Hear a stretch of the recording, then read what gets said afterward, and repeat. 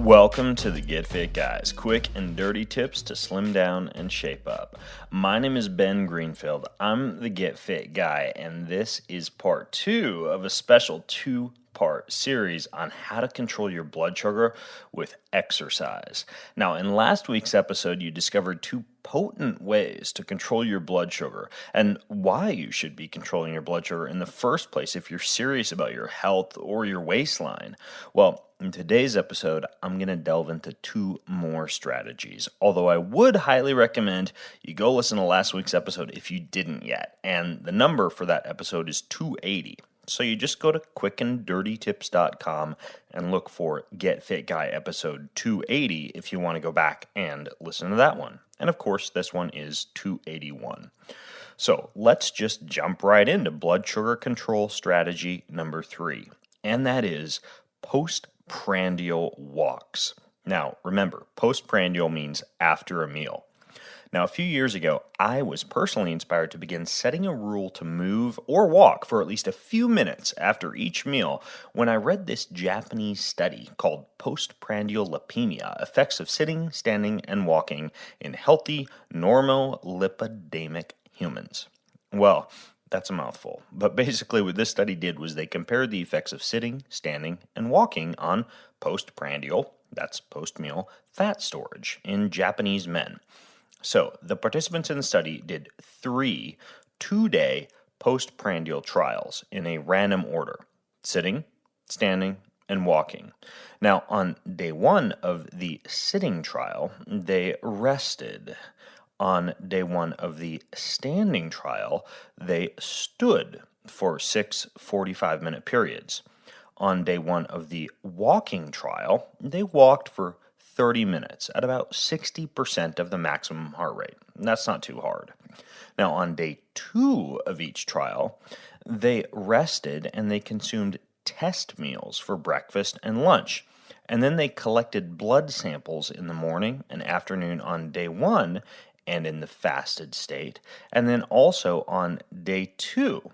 Now, on day 2, they found that fat concentrations were 18% lower in the group that walked after the meal compared to the group that sat or stood after the meal.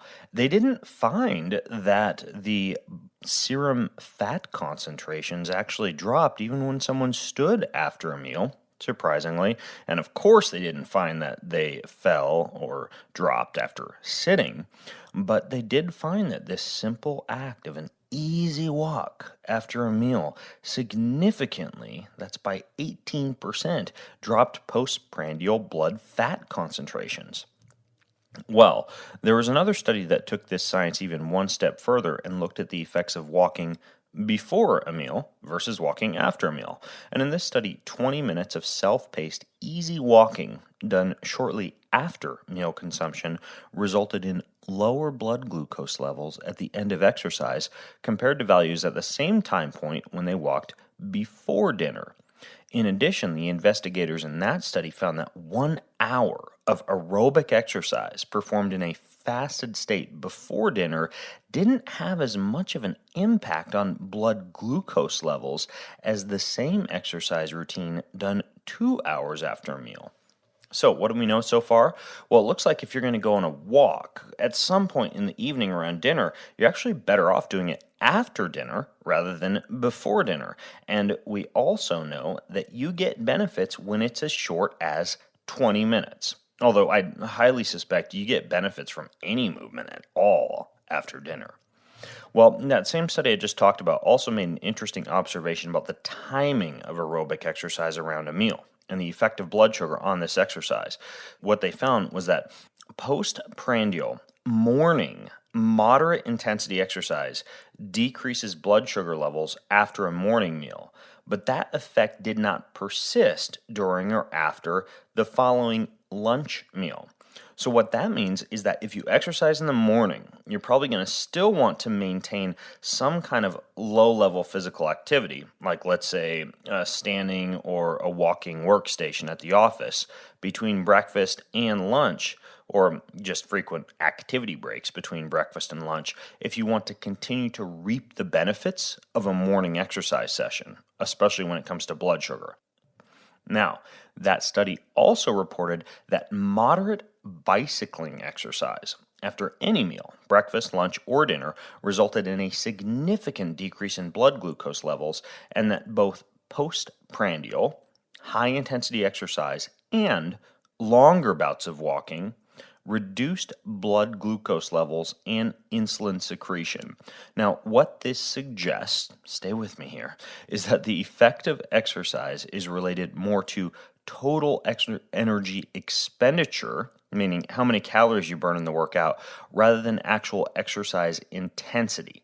So what that means is the short duration of an exercise bout they used in this study, which was 20 minutes, could have a greater impact on blood sugar if either the intensity or the duration had been increased, but it doesn't matter what you choose. What that means is after dinner, you could, say, walk 2 miles really slow or run those 2 miles really fast, and both are going to have a good effect at reducing your blood sugar after that meal.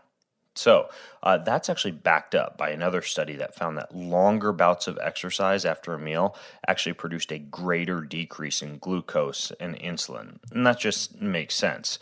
Basically, what it means is that the more you exercise after a meal, the bigger effect it's going to have on blood sugar levels. Now, interestingly, the sugar transporters I talked about in the last episode play a big role here, and researchers reported that, open quote, the binding of insulin to its cellular receptors in muscle and adipose tissues recruits GLUT4 transport proteins to the cell surface that facilitates glucose transport. Muscular contractions themselves are known to stimulate glucose transport into muscle cells without the need for insulin through an independent mechanism, but in an additive manner, thereby potentiating the effects of post-meal exercise. In a nutshell, what this means is that when you exercise after a meal, it actually enhances the ability of muscle and fat transporters to get sugar into the place that the sugar needs to be for you to burn it for energy. So, what do we know so far from all these studies? Well, we know that an excellent strategy to control blood sugar would be to set a habit of exercising before breakfast, as you learned in the last episode, in a fasted state, using either longer aerobic exercise or brief high-intensity exercise, and then, if time permits, to go on an easy 20 to 60-minute walk after dinner. Easy enough? Okay, well, I've got one more strategy, so let's just keep on rolling, shall we? This last strategy is, no surprise here, standing. Well, using a standing desk can lower blood sugar levels, and there's research to back it up. Now, remember, this doesn't necessarily mean that, as the study that I just talked about highlights, that standing is going to significantly reduce your blood sugar directly after a meal compared to a walk. But in one study of office workers, standing for 180 minutes after lunch reduced the post-lunch blood sugar spike by 43% compared to sitting for the same amount of time.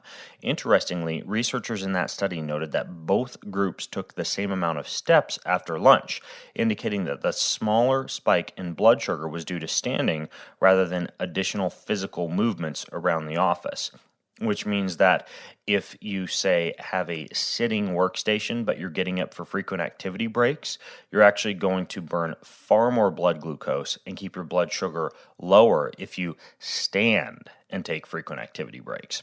Now, another office worker study discovered that alternating between standing and sitting every 30 minutes throughout the workday reduced blood sugar spikes by 11.1% on average. And yet another study showed that the harmful effects of sitting after meals with excessive sedentary post-meal time at the office was linked to a whopping 112% greater risk of type 2 diabetes. And that's why I not only recommend a standing or a walking workstation, but also the incorporation of a concept I call greasing the groove. And what that means is that you take certain breaks during the day to elevate your metabolism. For example, I have a pull-up bar installed above the door of my office, and every time I walk under that bar, I have a rule that I have to do 5 pull-ups. Other examples would be beginning every day with a few minutes of yoga or calisthenics, doing 25 bodyweight squats every time you take a bathroom break, doing 30 burpees at least once or twice a day, doing 100 jumping jacks for every hour that you sit, or taking a cold shower 1 to 3 times a day. You get the idea. Even during a day at the office, you don't actually have to work out to be working out or to be controlling blood sugar. It can just come down to frequent little breaks.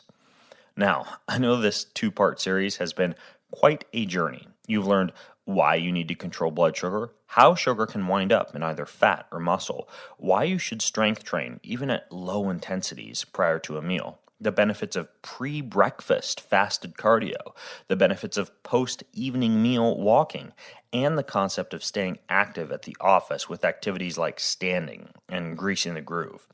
Well, if you have more questions about how to control blood sugar with exercise, then I'd highly recommend that you hop on over to facebook.com/getfitguy and join the conversation over there, where there's plenty of people talking every single week about each of the episodes that I release.